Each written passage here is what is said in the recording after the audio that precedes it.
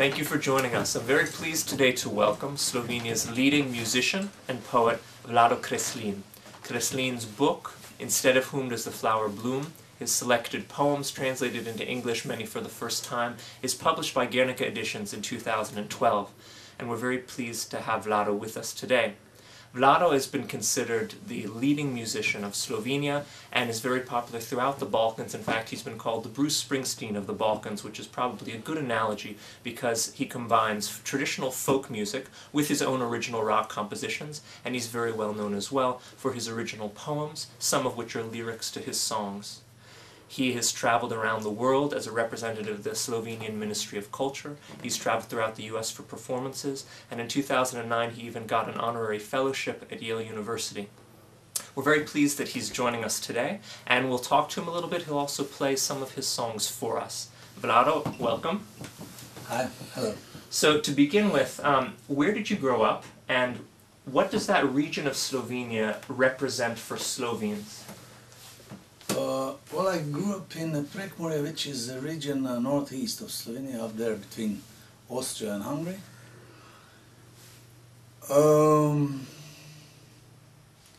Prekmurje is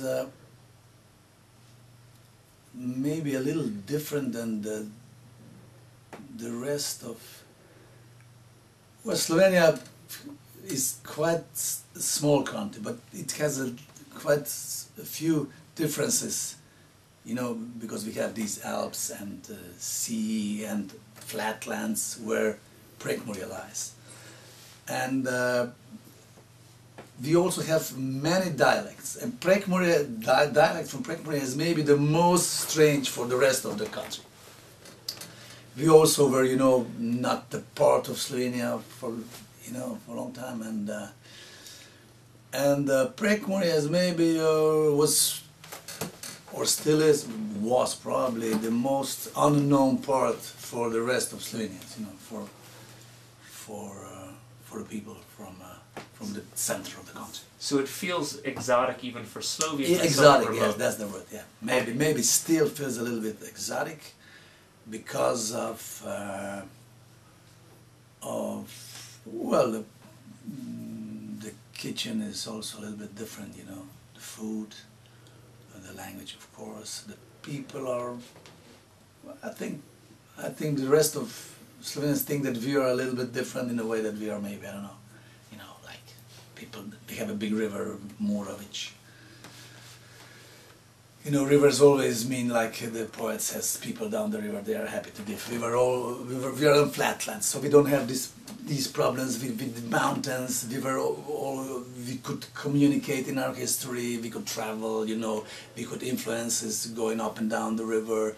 We have these borders, and we always had miscellaneous of ethnics in Prekmurje, in Urska Charney, which is our capital town. You know, there lived, you know, Slovenes, Croats, Russians, Germans, Jews, even Gypsies, you know.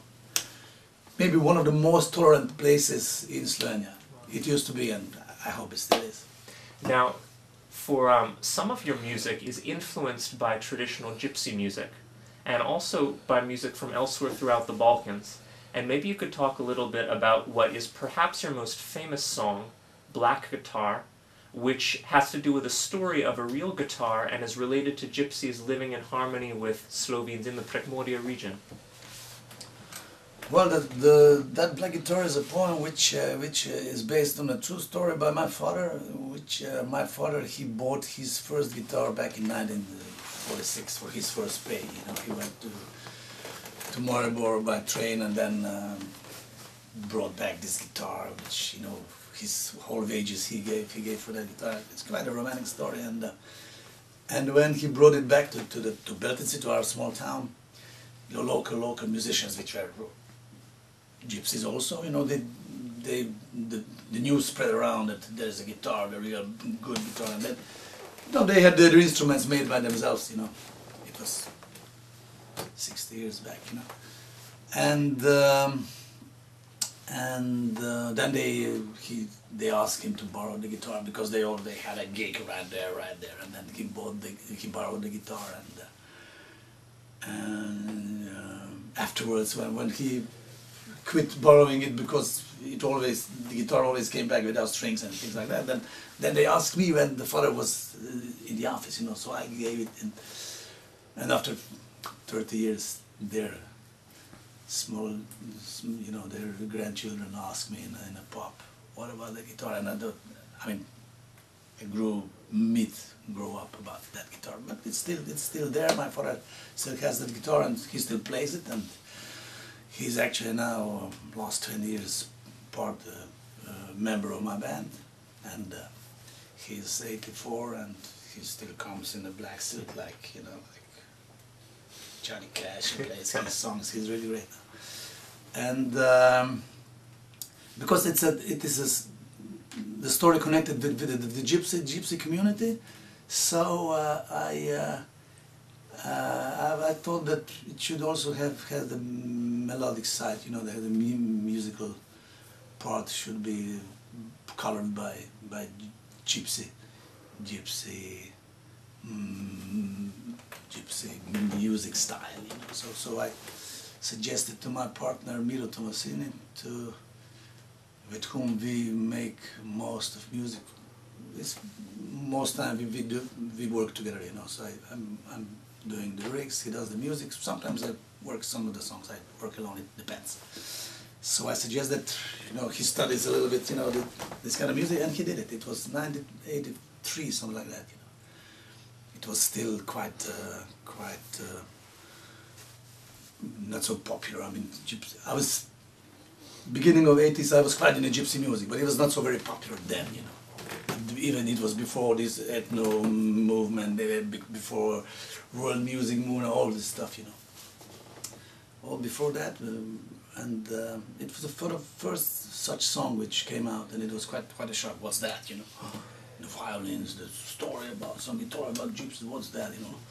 And I even say in a refrain, I even said, "Mister, do you still have that guitar?" By that time, there were no misters in Yugoslavia. We were comrades, you know. Yeah. And the only guys who said "Mister" were gypsies, you know. They called our misters, you know. We were all comrades, comrade. So it was quite a charming, you know, point. Now, would you maybe read us the poem in English and then play the song for us? I can try. Black guitar. At every feast in those early days of youth, our home resounded with song played by mustachioed gypsies. My father too swept the strings of that black guitar, the one he had bought with his first wages. "Do you still have that guitar, sir? Sir, do you still play that black guitar?" That, sir, was the greatest of all. Years on, when they would pass and reach out for a coin or two, they'd ask him about the guitar. Years on, as they stole away to the bar, far from their resting instruments, which enchanted the guests through the night. Their women too, as they knocked on our door to plead for our garments, tattered and worn, would ask, eyes gleaming, "Do you still have that guitar, sir? Sir, do you still play that black guitar?" That, sir, was the greatest of all. Once in a while, when back at my home, I empty a few glasses, embraced by the shade of our chestnut tree. I drink with my friends, whose lives are still bound to that land. Then, strings by the table, the gypsies would appear, play for us, and ask once again, with their childish eyes and voices deep and coarse, "Do you still have that guitar, sir? Sir, do you still play that black guitar?" That, sir, was the greatest of all. Indeed, the greatest of all.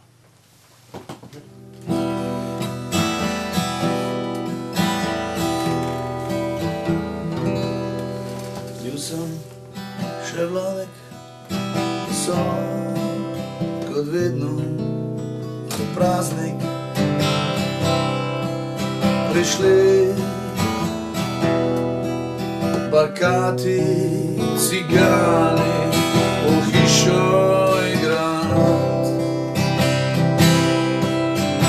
Oče je stopil sobom tisto črno kitaro, ki jo je kupil za prvo plačo.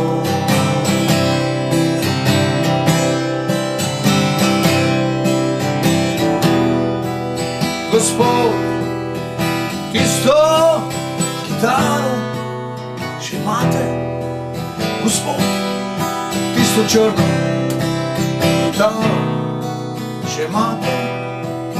Gospod, tista bila je res dobra. So ga spraševali še dolgo potem, zmeraj ko hoteli so prositi drobiž, zmeraj ko igrali so vaški gostilni in hodili po pavzah do šanka. Pa njihove žene prišle so na vrata, stare oblike so rade vprašale.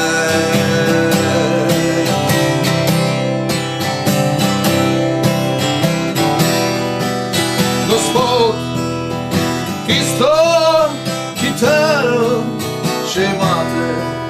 Gospod, tisto črno kitaro še imate? Gospod, tista bila je res dobra.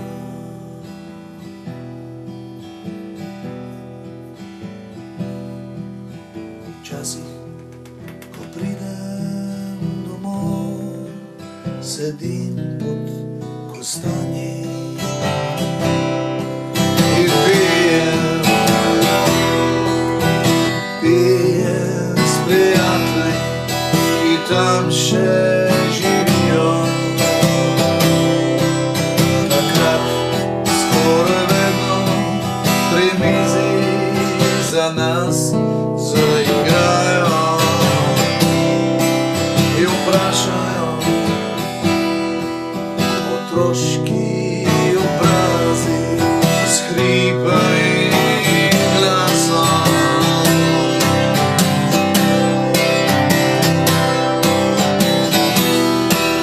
Gospod, tisto kitaro še imate? Gospod, tisto črno kitaro še imate? Gospod, tista bila je res dobra. Tista bila je res dobra. Tista, indeed, bila je najboljša.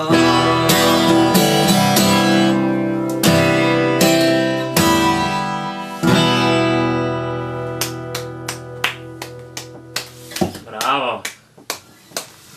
Great. Thank you. So, the actual guitar itself, in 40-50 years, is going to end up in the Slovene Ethnographic Museum. Yeah, who knows? Could be. Could be. It's quite harder to play that guitar, the actual guitar, because it's a little bit rounded, the neck. But I went up to the basement last time when I was back home, and I found it there in a corner, and it was tuned. That's good. It was tuned. He has a tune there, so. So let's talk a little bit more about the process of your writing your poems. Do you normally start with an image, a line, an idea, and do you write in one sitting or in various stages? Yeah, I still can't answer this question. This is real strange, because a lot of people ask me that. I still can't, because it's so different. Actually, maybe not so very different. I think that a few times it really happened that I wrote a poem in one breath, you know. I know that it happened with Jožek, for example. It was a song about an old guy who played double bass in my band, Betnička Banda, you know. Miro gave me the music, you know. Da, da, da, da, da, da, da,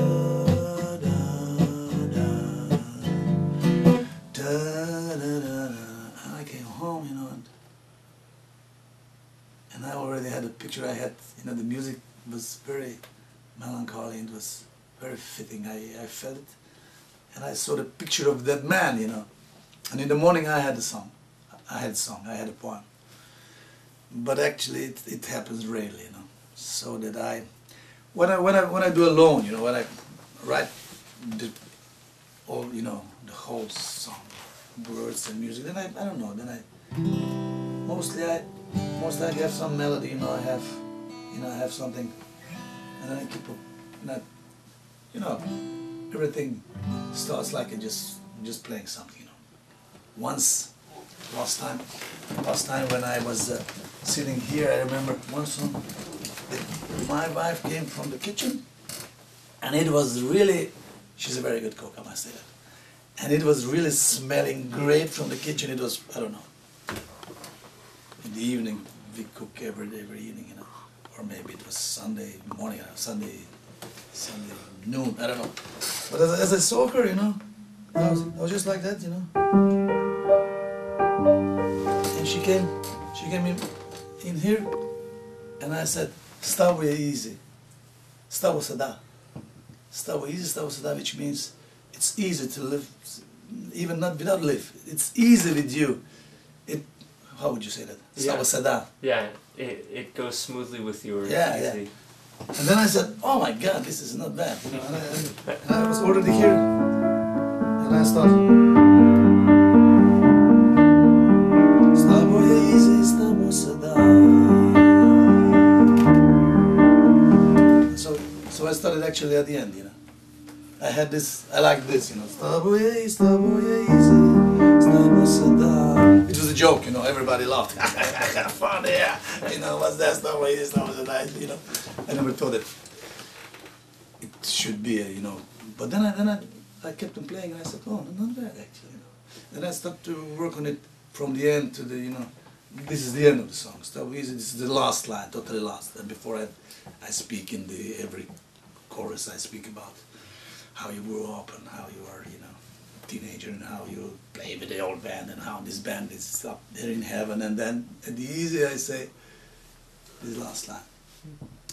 So when I work with my partner Thomas, then he gives me, you know, like with Jožek, he gives me the, now we have something. You know, I ask him to put me some schedules, some skins, you know, some short parts, and then I take it to vacations or something. The best is if you go somewhere else that you're not, you know. Sometimes it happens at home, of course, you know. The mornings are great, you know. The last 20 years when I have kids, I discovered mornings before I didn't know what morning is, you know. Now I see that mornings are quite great, and in the morning really it works, you know. I mean, the brains work, and then he gives me this small parts, and I take it to vacation, to my, you know, to my trips, you know. And when you're really boring in a hotel or somewhere on a plane or something, then you take it out, and you know, this is maybe most of the times it happens like that, I guess. And then I keep a think, you know. And of course, if you threw tens and tens of pieces of paper, you throw back because you know. Now tell us about the title poem of your collection, Instead of Whom Does a Flower Bloom, Namiesto kogo rože cveti, which is a number of your songs. We could call them legendary because people talk about them. They've been incredibly popular for many years now. But this one inspired a friend of yours to write a novel. I think it was made into a film. Yes. And he, what did he say? Something like this. There's an entire novel in this one song. when I came we're talking about Ferry Lanšek, which is very popular, a very good novel writer in Slovenia and a poet. From your native Prekmurje? From my native, yes, Prekmurje. And it was 20 years back, yes, even more. I came to him in his kitchen and I said, "Oh, Ferry, I have something, you know, here. How do you like it?" And I wrote it to him. And he said, "Oh, please do it once more." And I read it again, and he said, "Oh my God, what is it? I think I have to write a novel." I think I have to write a novel, and then he closed himself for half a year, you know, and he came out with such a novel, which was a bestseller, you know. And then Andrzej Mlakar,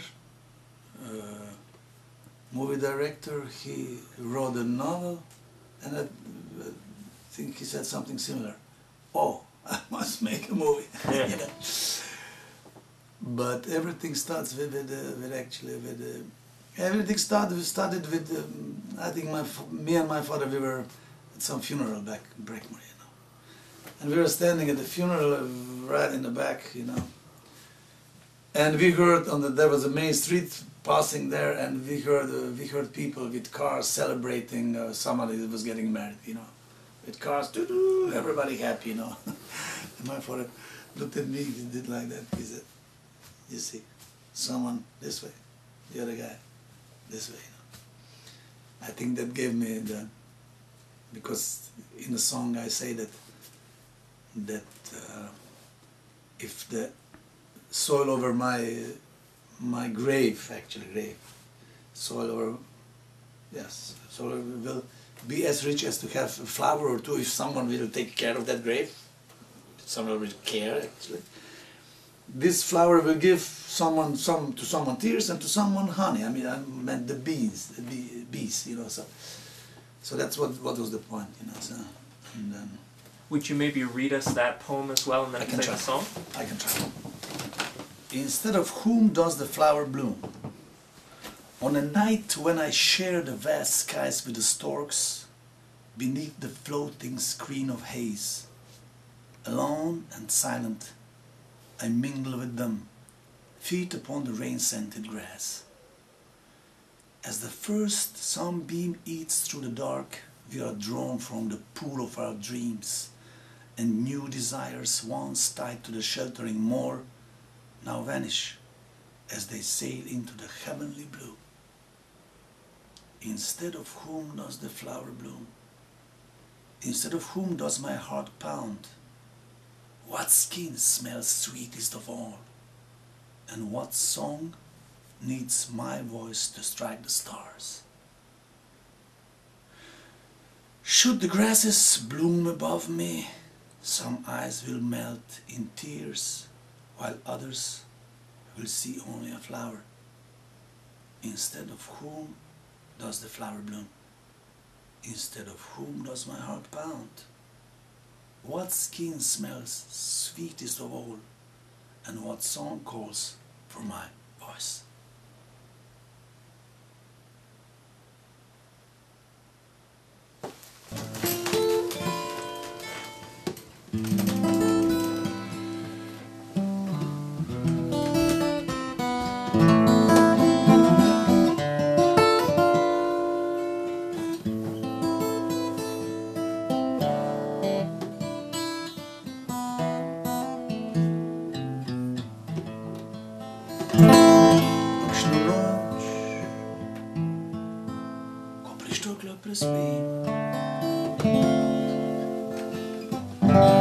Odvisí čornoblom, ticho sám med nimi stojím, len nogy nad vodou. Kopa žarek pregríza tmou, prevodimo se sám. Noč vidje novih želja,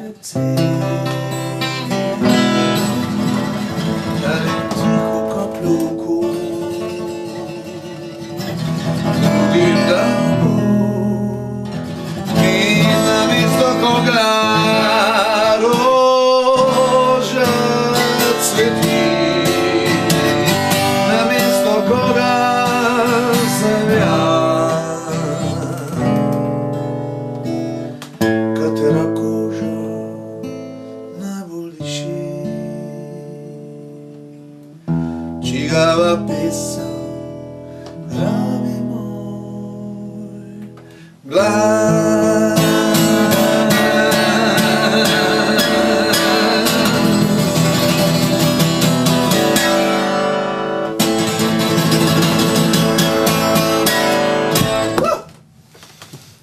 Wow.